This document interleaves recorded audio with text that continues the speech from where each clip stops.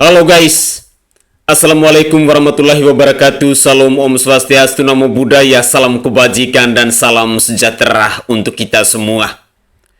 Kini kita mulai memasuki babak baru terkait dengan perkembangan dari kasus pembunuhan Vina dan Eki, di mana lawyer dari Ibtu Rudiana mensomasi Kang Deddy Mulyadi, Dede, dan Liga Akbar.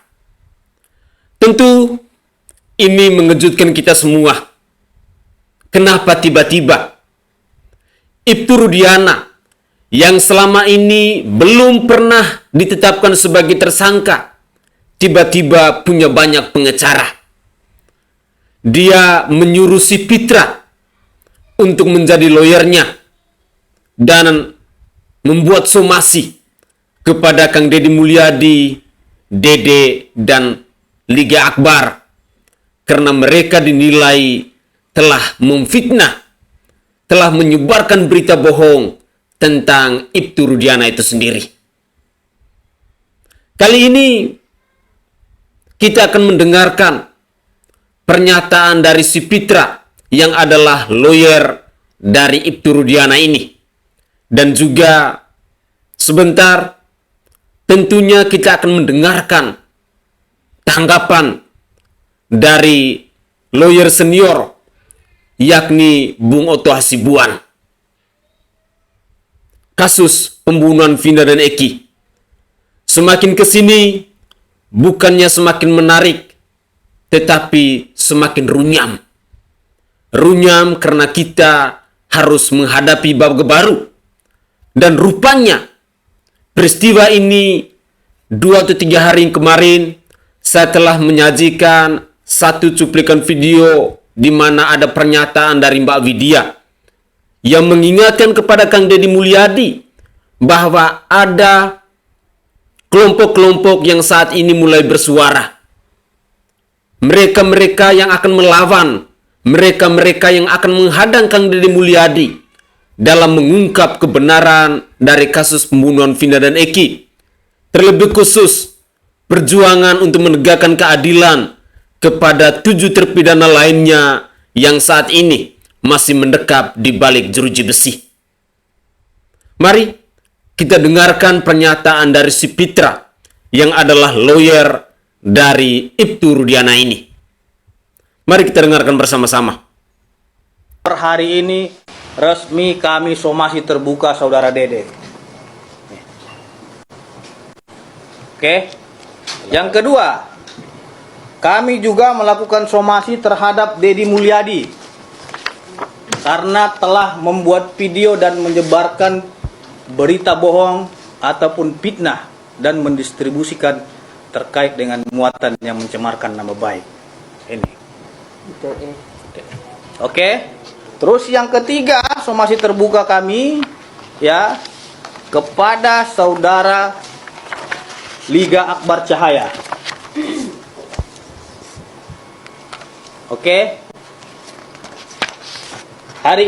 Per hari ini kami melayangkan dan menyatakan mengumumkan somasi terbuka kepada 3 nama tersebut untuk meminta maaf 1 kali 24 jam kepada Bapak Ibtu Rudiana. Mohon maaf, saya koreksi. Kepada 3 orang ini agar meminta maaf kepada Bapak Ibtu Rudiana 3 kali 24 jam sejak somasi terbuka ini disampaikan dan diumumkan. Apabila dalam 3 kali 24 jam yang bersangkutan yang telah kita lakukan somasi terbuka tidak meminta maaf kepada Ibtu Rudiana beserta dengan keluarganya dan kepada masyarakat melalui media pers yang ia beritakan, maka dengan tegas kami akan melakukan tindakan hukum dengan membuat laporan polisi terhadap mereka bertiga. Karena sampai hari ini kita sudah cukup sabar menghadapi perbuatan-perbuatan mereka ini semua. Ingat, kesabaran itu ada batasnya. Orang yang sabar itu pasti punya batas kesabaran. dan tegas saya ulangi, kami peringatkan kepada saudara Dede, saudara Dedi Mulyadi, dan saudara Liga Akbar segera meminta maaf kepada Bapak Ibtu Rudiana karena saudara diduga telah menyebarkan fitnah dan mencemarkan nama baik serta melakukan penyebaran berita bohong. Untuk itu, dalam tempo 3 kali 24 jam, saudara segera minta maaf kepada Bapak Ibtu Rudiana dan keluarganya, dan tegas apabila tidak ada permintaan maaf itu, kami akan melakukan tindakan hukum. Saya secara pribadi berharap agar Kang Dedi Mulyadi, Dede, dan Liga Akbar jangan pernah meminta maaf kepada Ibtu Rudiana. Akan jauh lebih terhormat, jauh lebih mulia kalau kalian meminta maaf kepada 7 terpidana lainnya. Tetapi tidak akan ada gunanya kalian meminta maaf kepada Ibtu Rudiana ataupun kepada Pitra ataupun kepada Elsa Syarif yang adalah lawyer yang ditunjuk oleh Ibtu Rudiana ini. Pesan saya yang kedua, kalau memang Kang Dedi Mulyadi ataupun Dede ataupun Liga Akbar selama ini mereka menyebarkan berita bohong, silakan saudara Pitra yang adalah seorang lawyer tunjukkan kebohongannya kepada Kang Dedi Mulyadi. Tunjukkan kebohongannya kepada Dede. Tunjukkan kebohongannya kepada Liga Akbar. Mana yang benar? Apa yang dilakukan oleh Kang Dedi Mulyadi saat ini? Beliau melakukan penelusuran, melakukan wawancara kepada keluarga korban, kepada mereka-mereka yang menjadi korban kezaliman dari penegakan kasus Vina dan Eki ini. Sekali lagi, kalau memang Kang Dedi Mulyadi itu menyebarkan berita bohong, ayo, Anda yang adalah seorang Anda yang adalah seorang lawyer, tunjukkan berita yang benar. Tunjukkan bahwa ini yang benar dan apa yang dilakukan oleh Kang Dedi Mulyadi itu salah. Biar kami rakyat Indonesia pun tahu.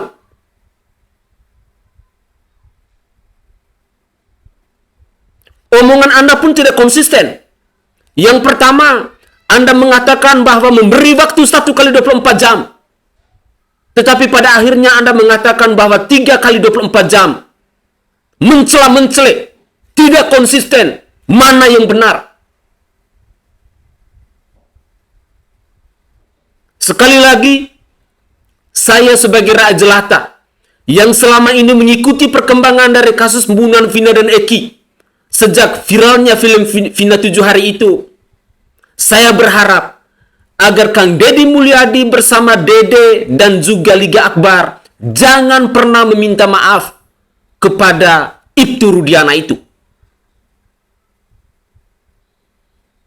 Kalau memang selama ini bahwa pernyataan si Dede itu salah, dia telah memberikan kesaksian palsu atas arahan dari si Aib dan juga si Ibtu Rudiana, silakan tunjukkan kebenarannya.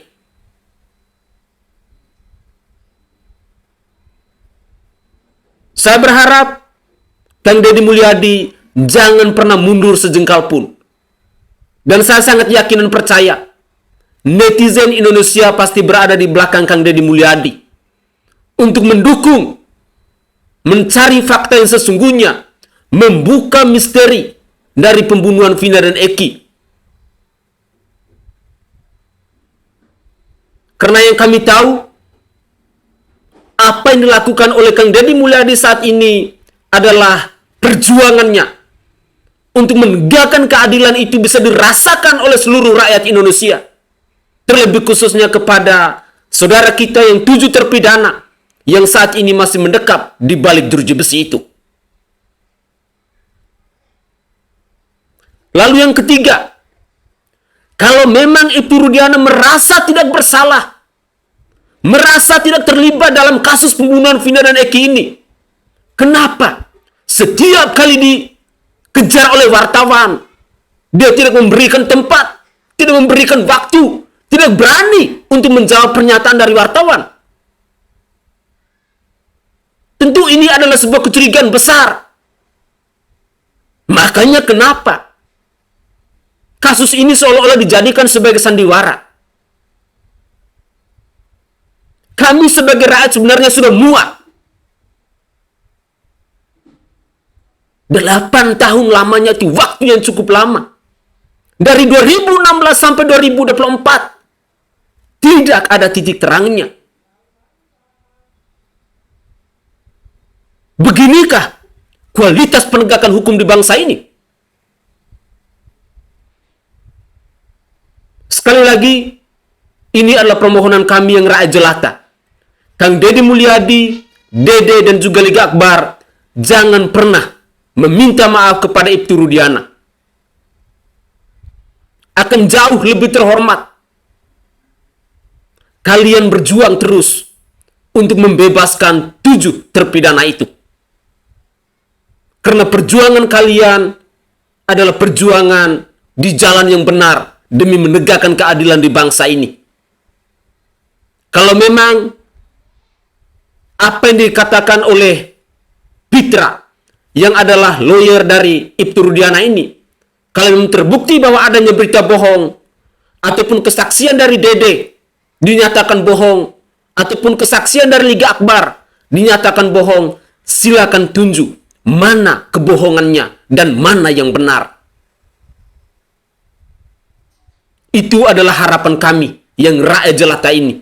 Karena kami ingin agar kasus ini bisa dibuka setransparan mungkin demi mengembalikan marwah dan citra dari Institut Kepolisian Republik Indonesia yang sudah rusak hanya gara-gara aparat kepolisian di Cirebon yang tidak becus dalam menangani kasus pembunuhan Vina dan Eki ini.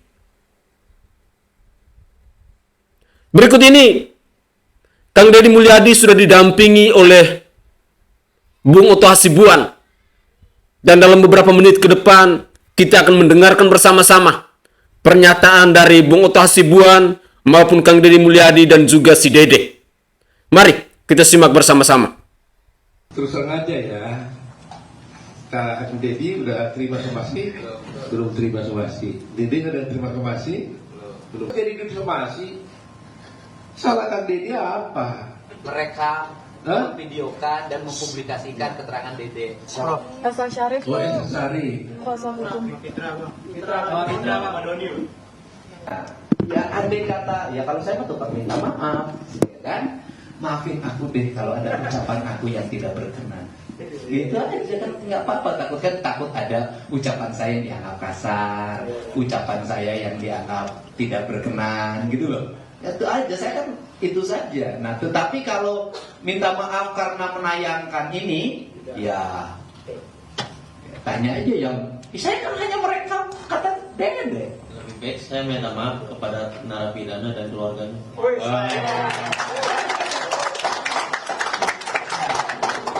Iya Pak, silakan Pak. Waduh, saya nggak bisa jawab. Saya kira udah itu jawabannya lah, dari semuanya lah. Kita nggak usah tambah-tambah lagi deh. Bapak, kalian lihat sendiri kan? Spontan di mata kalian bagus minta maaf narapidana. Ya, jadi sudah kita dengar tadi. Saya kira kita nggak usah panjang lagi. Lebih bagus Dede katanya minta maaf kepada 7 terpidana daripada Ke Fitra dan Elsa dan Pak Rudiana dan Aib. kepada Fitra, Elsa, dan Rudiana dan Aib. Itu. Ya. Ya itu aja. Kita ya buat apa katanya. Ya, nah, saya mau lihat peran masing-masing. Aib ngomong apa, Pak Rudiana ngomong apa.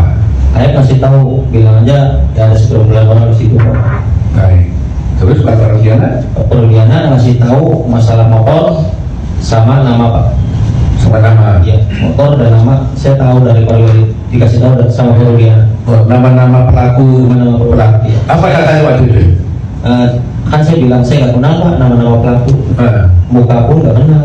Terus kata Pak Rodiana, ya udah kan saya kasih tahu nama-namanya pelakunya. Oh, Dikasih tahu. masih ingat nggak nama-nama itu? Nggak ingat Pak siapa. Oh, tapi Nggak mengingat soalnya kan nggak kenal Pak. Oh. Kalau nama pun pas saat di situ kan dikasih tahu. Pak. Oh, tapi di situ lah diberitahu, katakan gini aja katanya. Iya. Ya. Nah, sekarang setelah diarahkan oleh Aib dan Rudiana, lantas siapa yang melakukan buat BAP-nya? Mereka Rudiana juga? Bukan Pak. Oh, bukan. Bukan. Siapa? Ya penyidik di situ Pak. Oh, penyidik. Penyidik di situ. Jadi kamu diarahkan oleh Aib dan Rudiana dulu, setelah itu baru di BAP oleh penyidik yang lain. Iya. Oh, jadi penyidik yang lain ini nggak pernah mengarahkan kamu lagi loh. Nggak pernah Pak. Yang mengarahkan justru di si Rudiana dan lainnya gitu. Sebelum masuk itu Pak. Ya karena memang selalu terjadi begitu kan, yang mukuli dengan yang menyidik kan selalu beda. Supaya yang menyidik, kalau upaya menyidik ditanya pernah kamu dipukuli penyidik, pasti nggak pernah mukuli, tapi dipukuli dulu sebelum jadi luar. Kira-kira begitu cerita-cerita film yang kita nonton lah gitu ya. Ya, kan kira-kira begitu ya. Nah ini sekarang diarahkan oleh ini. Jadi penyidiknya tidak pernah marahkan, tapi sudah diarahkan membantu kasus ini bukannya mencari istilahnya supaya perdebatan begini terus menerus, tapi untuk mencari kebenaran apakah betul 7 orang ini pelaku atau tidak. Yes, pengadilan mengatakan dia bersalah, tapi kenyataannya kan tidak menurut fakta-fakta ini. Nah, apa untungnya buat Dede datang menghubungi Kang Dedi untuk menyatakan saya sudah terlanjur berbohong? Apa untungnya dia? Kecuali kita ngojok-ojok dia, kasih duit dia, suruh dia, itu baru masalah. Ini kan dia sendiri mengaku bahwa dia sendiri yang datang berberunding dengan keluarganya. Apa untungnya? Jadi ini tolong supaya semua netizen masyarakat tahu dia sendiri yang datang berinisiatif menghubungi Kang Dedi mengatakan saya sudah berdosa, sudah salah, bersaksi palsu dulu atas arahan dari Aib dan Rudiana. Saya mau bertobat. Dia bilang saya mau mencabut semua keterangan saya. Bahkan dia bilang saya bersedia dihukum penjara menggantikan 7 orang itu asal kebenaran ini bisa terungkap. Ini apa lagi? Bagaimana ini harus dijelaskan? Jadi kalau ada yang mensomasi Kang Dedi, Dede, dan juga mengumpulkan Aib, saya kira ya itu hak mereka. Tapi saya kira cukup lah. Dede kenapa mau memberikan keterangan palsu? Dede bisa dijelaskan dari Dede? Tadi kan sudah Dede sendiri. Bang Oto. Dari Dede sendiri kan sudah mengatakan bahwa dia tidak tahu untuk apa dia diajak oleh Aib. Ditelepon, tolong temanin saya ke kantor polisi. Ditemanin sampai di sana udah masuk kantor polisi, baru oleh Aib menurut Dede dia disuruh untuk memberikan keterangan. Dia sendiri udah membantah. Untuk apa? Ini berat buat saya, nggak usah. Ya udahlah, ikut aja lah katanya. Kan itu tadi kan? Udah jelas. Jelas. Oke. Bang Oto sama Ibtu Rudiana lagi nggak ada deh setelah mengaku gini atau setelah kasus ini viral lagi. Bang Oto, tapi ngelihatnya motif Ibtu Rudiana seperti apa sih? Bang Oto, ngelihat motif dari Ibtu Rudiana Terus seperti terang apa? aja sampai sekarang saya nggak tahu. Itu yang menjadi pertanyaan kita sekarang. Apa motifnya kalau itu terjadi? Biasanya berarti Dede sendiri sudah menjadi tim kuasa klien dari Pradi sendiri atau gimana Pak? Iya, dia kita laporkan dulu ya. Sekarang datang ke rumah kita akan tangani. Bentuknya kayak apa nanti? Kita akan jaga itu. Dedenya ikut. Bentuknya nanti gimana kita? Pak Oto, Ya bukan jeruk makan jeruk ya. Pak Oto. Mas Dede, Untuk itu siapa? Mas Dede, Mas Dede. Oh iya, kita kan laporkan dia. Besok kita bawa ke baris. Yang mau di sini bisa kembali. Pak Oto berarti meyakini ini kecelakaan ya? Artinya? Kalau saya, ya kalau prediksi ya, perkiraan kita memang ini kecelakaan tunggal ya. Kecelakaan lah, tunggal atau tidak gak tahu ya. Karena saya kaitkan, karena pertama fakta-fakta dari Dede ini, fakta-fakta juga dari keterangan dari Liga Abadi mencabut, dan adanya baut yang adanya daging di situ kan. Yang kemarin saya ceritakan ada baut, ada daging, sehingga kemungkinan, namanya kan kemungkinan orang tabrakan mungkin tersobek dengan baut itu sehingga ada tinggal daging. Jadi kalau Ayu tanya apakah kemungkinan, ya kemungkinan itu saja. Tapi kebenarannya kan harus kita buktikan. Angin segar juga buat Saka ya yang sedang mengajukan PK. Laporan terhadap Dede sendiri karena kan Dede udah sebagai klien dari Pradi itu sendiri ya. Ada rencana untuk mencabut laporannya terkait Dede. Di Mabes. Ini fakta, apa yang mau dicabut? Kan udah faktanya seperti ini kan. Artinya tetap melaporkan dan mendampingi. Ya, nanti proses hukum berjalan. Mana sih? Thank you Pak Oto. Inilah keterangan dari Bang Oto Hasibuan menanggapi pengacara dari Ibtu Rudiana yang mau mensomasi Kang Deddy Mulyadi dan juga Dede serta si Liga Akbar.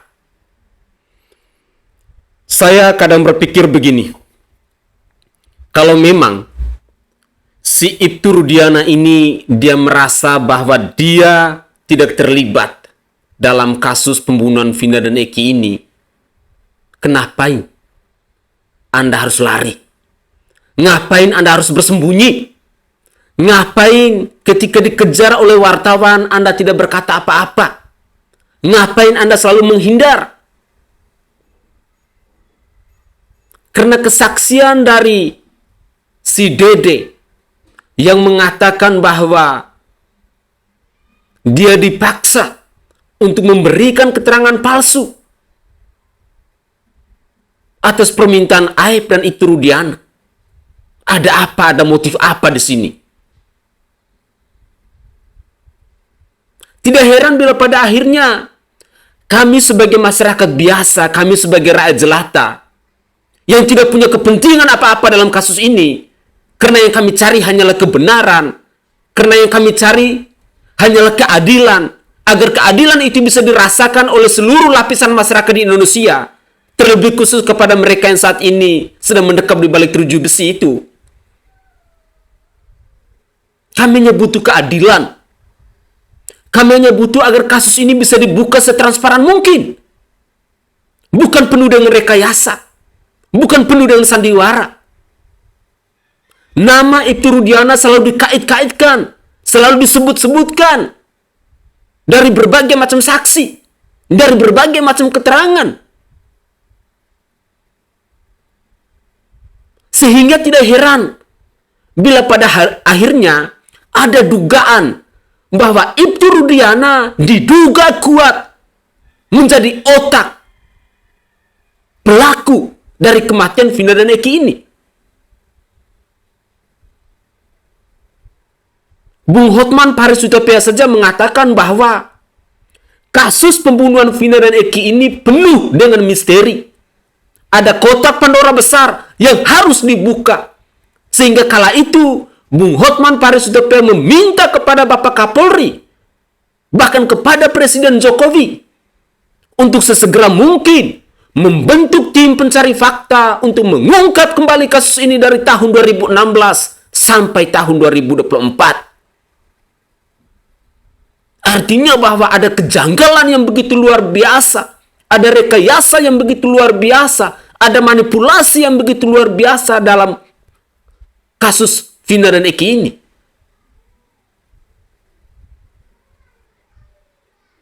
Saya sangat yakin dan percaya bahwa apapun alibi Anda, apapun rekayasa Anda, suatu hari nanti yang namanya kebohongan, yang namanya bangke, pasti akan ketahuan juga. Pasti akan tercium juga. Karena saya sangat yakin dan percaya, hukum alam akan berjalan dengan sendirinya. Bahwa kebenaran itu akan mencari jalannya sendiri.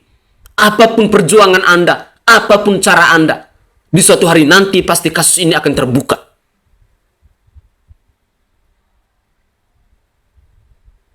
Lalu, saya sebagai rakyat jelata ingin meminta kepada Bapak Kapolri agar kasus ini jangan terlalu berlarut-larut. Karena kasus pembunuhan Vina dan Eki ini telah mencoreng wajah, marwah, reputasi, integritas dari Institut Kepolisian Republik Indonesia ini. Dan itu hanya gara-gara oknum-oknum kepolisian yang ada di Cirebon yang menangani kasus pembunuhan Vina dan Eki ini, yang pada akhirnya citra dari Institut Kepolisian Republik Indonesia ini rusak. Tidak heran bila pada akhirnya di media sosial ramai sekali kita menyimak, kita menemukan cuplikan-cuplikan video dari masyarakat Indonesia, dari rakyat Indonesia yang mengungkapkan mosi rasa tidak percaya, mosi kekecewaan kepada Institut Kepolisian Republik Indonesia ini. Ada pertanyaan, masih percayakah kita dengan lembaga kepolisian Republik Indonesia ini? Masih percayakah kita dengan aparat penegak hukum di bangsa ini? Yang kami tahu, yang rakyat jelata pahami, bahwa Institut Kepolisian Republik Indonesia itu adalah sebuah lembaga untuk melayani, untuk mengayom, untuk menjaga. Sebagai lembaga penegakan hukum. Tetapi apalah daya, apalah gunanya, bila pada akhirnya kami rakyat Indonesia dipertontonkan dengan berbagai macam sandiwara. Seperti dalam kasus pembunuhan Vina dan Eki ini. Di mana kira-kira marwah dari hukum ini? Di mana kira-kira yang namanya integritas? Di mana kira-kira yang namanya nilai profesional dari aparat penegak hukum di bangsa ini? Tolonglah. Karena 8 tahun itu waktu yang cukup lama. Rakyat sebenarnya sudah muak. Yang kami bersuara, yang kami minta, karena kami ingin kasus ini bisa dibuka setransparan mungkin. Yang kami tuntut adalah kebenaran. Yang kami minta adalah penegakan keadilan di bangsa ini bisa dirasakan oleh seluruh lapisan masyarakat di Indonesia. Biar jangan ada bahwa hukum ini hanya dimiliki oleh mereka yang punya jabatan, mereka yang punya kuasa, mereka yang punya miliaran rupiah. Sementara kami yang rakyat jelata, kami yang tidak punya apa-apa selalu menjadi korban. Seperti yang dialami oleh 7 terpidana lainnya saat ini, yang diperjuangkan oleh Kang Deddy Mulyadi dan juga rakyat Indonesia. Khususnya kami netizen yang adalah rakyat jelata ini. Semoga saja seruan-seruan dari netizen Indonesia, dari rakyat Indonesia, bisa segera mungkin ditindaklanjuti oleh kalian-kalian yang punya kuasa, kalian-kalian yang punya jabatan, kalian-kalian yang punya kepentingan. Karena sebenarnya kami mengkritik karena kami merasa cinta. Kami merasa prihatin. Ketika kami rakyat Indonesia selalu dipertontonkan dengan peristiwa-peristiwa yang menurut kami tidak masuk di akal. Mari kita dengarkan lagi komentar netizen yang lain. Wow, Rudiana didampingin banyak pengacara. Padahal seorang Rudiana ini masih belum tersentuh hukum, tapi sudah didampingin banyak pengacara.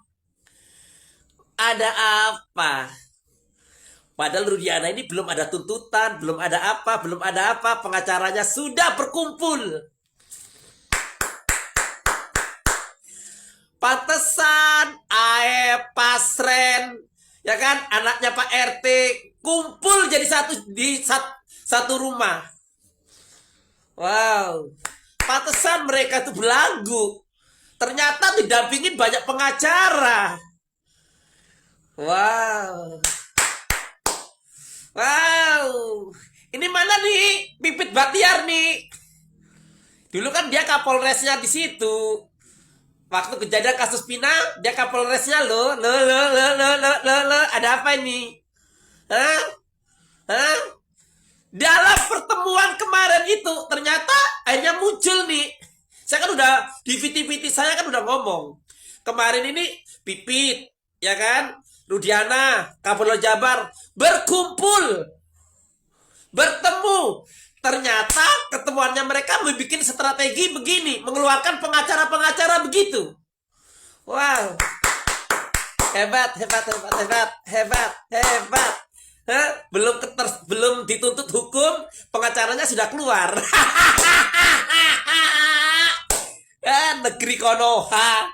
Selaras. Iyalah, dari awal juga sudah saya bilang, saatnya Rudiana membersihkan nama institusi Polri daripada tidak keluarmu itu malah menggiring pemikiran warga negara Indonesia berpikir buruk tentang institusi Polri, seolah-olah melindungimu dengan kejahatan-kejahatan atau diduga rekayasa-rekayasa daripada kejadian kasus Vina ini. Ayolah, keluar saja, hadapi. Toh dirimu juga kan seorang perwira sekarang kan? Hadapi. Pers conference kok malah marah-marah, ngoceh-ngoceh gak pugu, ngalir ngidul, pembenaran dari sebuah manipulasi. So what's the point?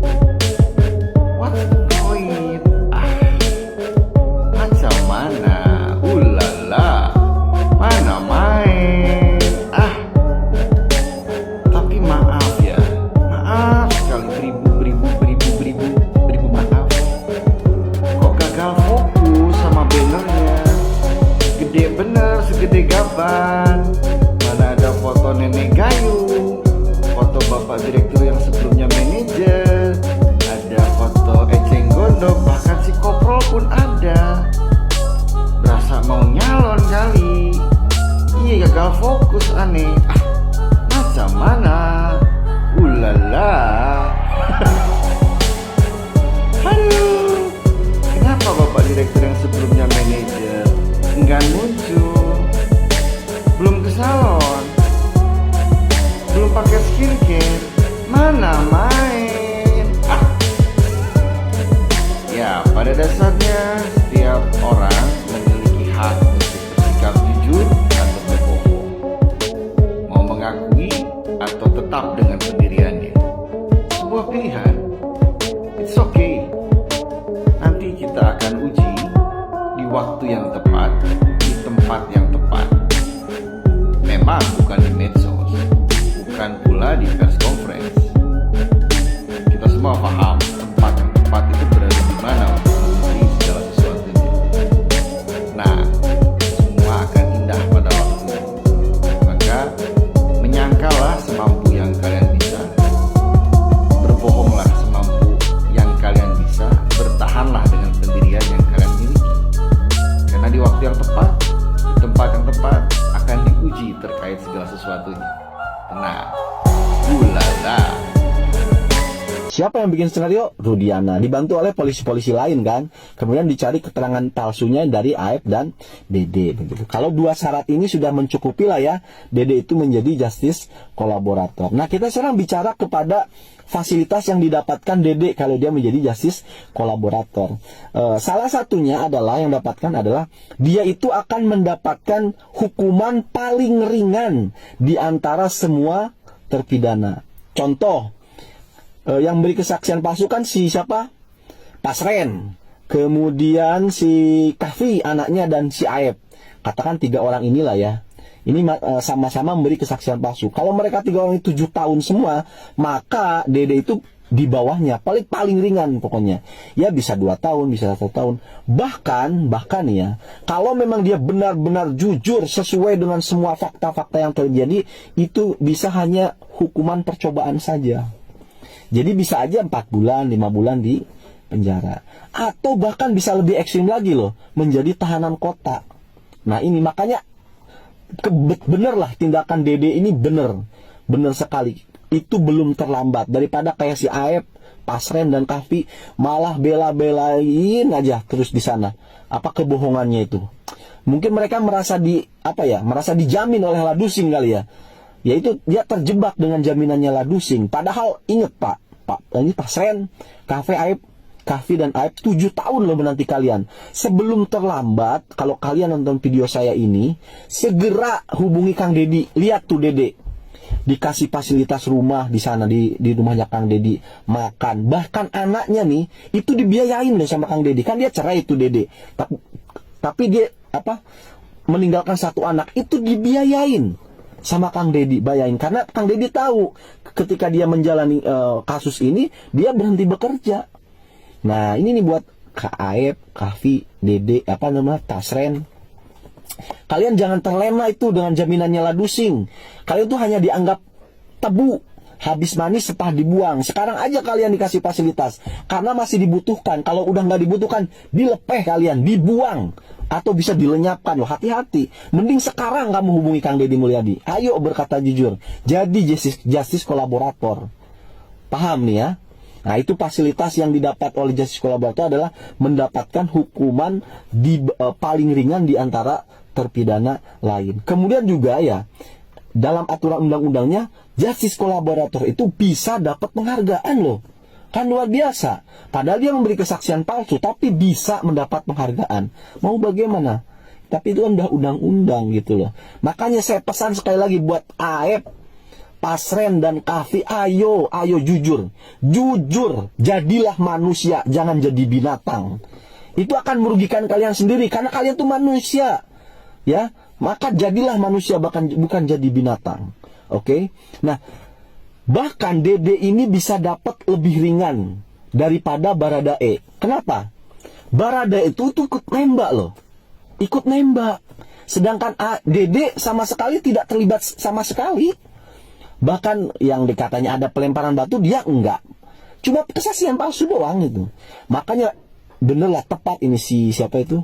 Dede ini. Baradae aja yang lainnya bisa seumur hidup, ada puluhan tahun kan, ada yang hukuman mati dan lain sebagainya. Baradae itu cuma 1,6 tahun, 1 tahun 6 bulan aja, itu belum remisi, belum lain sebagainya. Mungkin tahun depan bebas tuh Baradae, atau udah bebas mungkin sekarang ya, saya nggak tahu tuh tahun 2000 berapa sih kasusnya itu kan.